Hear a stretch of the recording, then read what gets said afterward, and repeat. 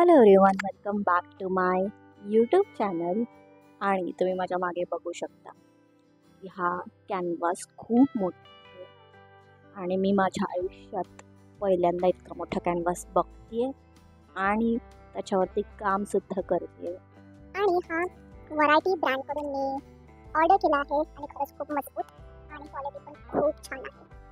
I hope माझी ही painting एकदम masterpiece बनेल.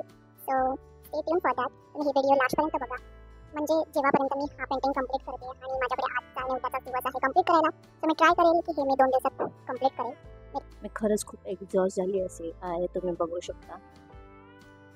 कारण या पेंटिंगने मला खरंच खूप टेन्शन आणलं होतं. मी बॅक स्टोरी याची नक्की कधीतरी शेअर करेल तुमच्यासोबत.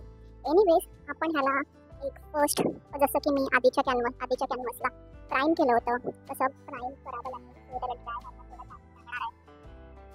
तर ह्याला फर्स्ट आपण प्राईम करून घेऊया, स्केच करून घेऊया. सो तोपर्यंत दुसरा पेंटिंग जो पण माझा चालू आहे तो मी कंटिन्यू करू शकेल.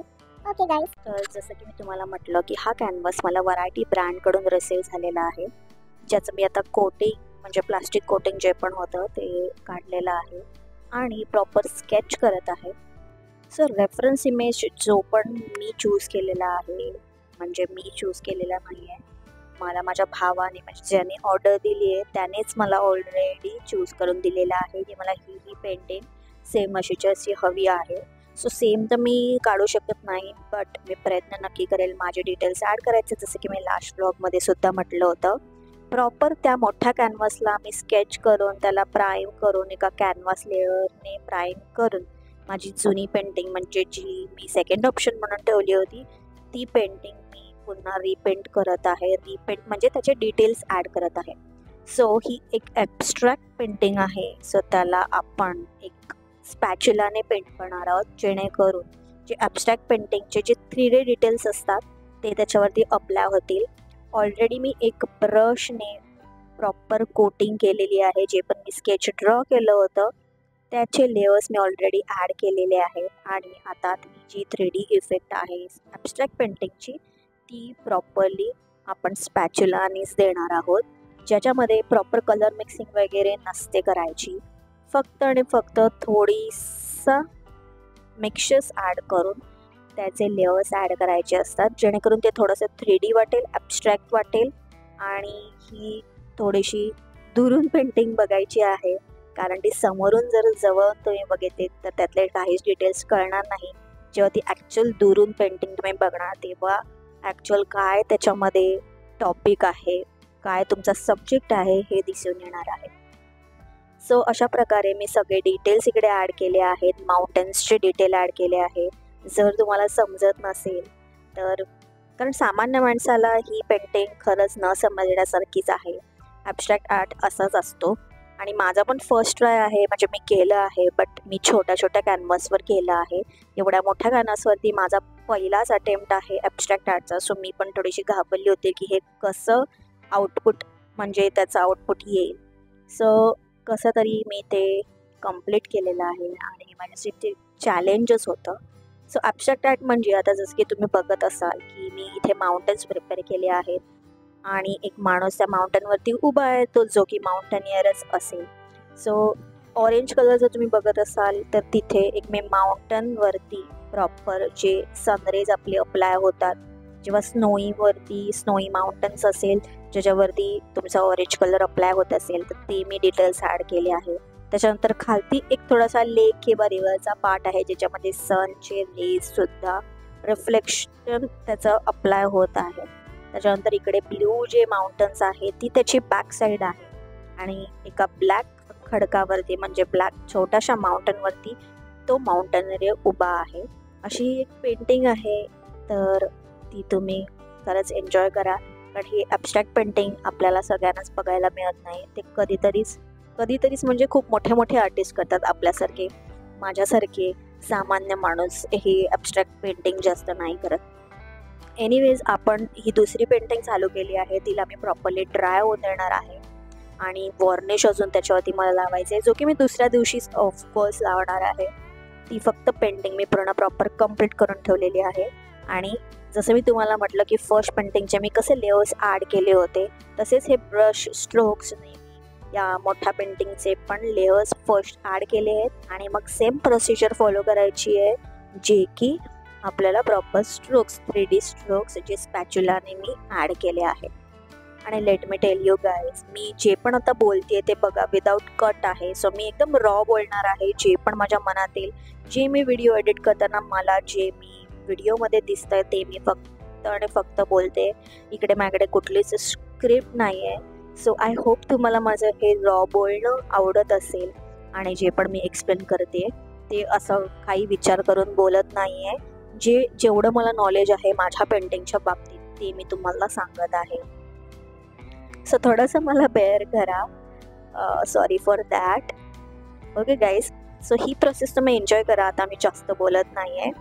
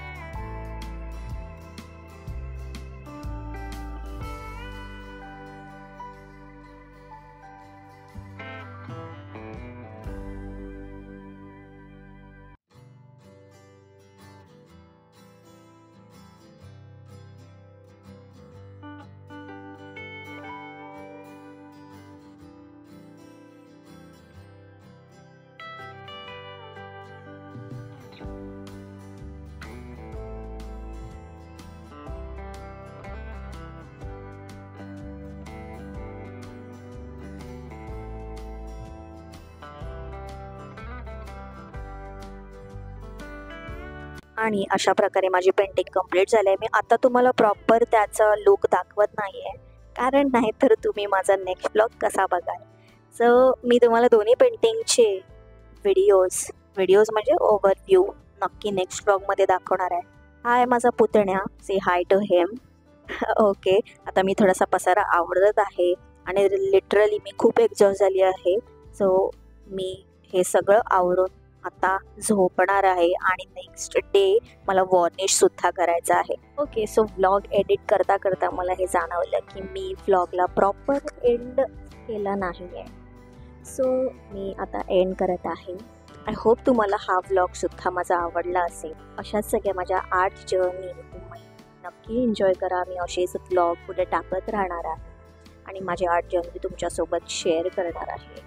तुम्हाला आता प्रश्न पडला असेल की मी एक पेंटिंग 2 टाइम्स का केली. ॲक्च्युली मी जी कॅनव्हासची साईज ऑर्डर केली होती ती होती 3x6 फीटची, जी की मला प्रॉपर डिलिव्हर झाली नाही ऑन टाईम. सो त्यासाठी मी एक बी प्लॅन म्हणून एक सेपरेट कॅनव्हास बोर्ड ऑर्डर केला. बट जो की माझा लक इतका खराब आहे की जो की तोसुद्धा एक फॉल्टी साईजमध्ये आला. मला जितकी साईज होती त्याच्यापेक्षा अर्धा फूट ती पण कमी आली साईज.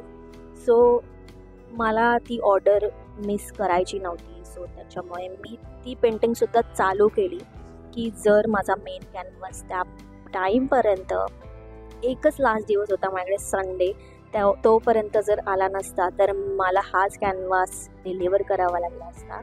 बट लकीली फक्त 1 दिवस डिलिव्हरी अगोदर मला 1 दिवस हा कॅनव्हास रिसीव झाला आणि म्हणून मग मी सेम पेंटिंग पुन्हा रिपेंट केली, जेणेकरून मी ॲक्च्युअल साईजची जी माझी ऑर्डर आहे ती कंप्लीट करू शकेल आणि माझ्या भावाला डिलिव्हर करू शकेल. म्हणून माझ्याकडे फक्त 1 दिवस होता आणि मी हे दोन्ही पेंटिंग फक्त 1 दिवसात पूर्ण सगळे कंप्लीट केलेले आहे. कारण मी माझ्यासाठी हे चॅलेंजेस घेतलं होतं की मी ही ऑर्डर मिस करणार नाही, ही ऑर्डर माझी कशी पण कंप्लीट झाली पाहिजे, कारण मला ती कॅन्सल करायची अजिबात. सो एनिवेज, तुम्हाला ही माझी आर्ट जर्नी नक्कीच आवडली असेल आणि तुम्ही एन्जॉय करत असाल तर या चॅनलला सबस्क्राईब करायला विसरू नका. तुमचे आर्ट जे पण आर्ट बघणारे किंवा करणारे जेवढे पण मित्र मैत्रीण फॅमिली असेल तर त्यांच्यापर्यंत माझ्या आर्ट व्लॉग्स नक्की शेअर करा, जेणेकरून त्यांना पण खूप सारी शिकण्याची संधी माझ्या आर्ट व्लॉगमधून मिळणार आहे आणि जी त्यांना माझे एक्सपिरियन्स बघून मिळेल पण. सो नेक्स्ट व्लॉगमध्ये भेटू आणि थँक्यू सो मच, तुम्ही मला असा सपोर्ट करत राहा. Bye guys.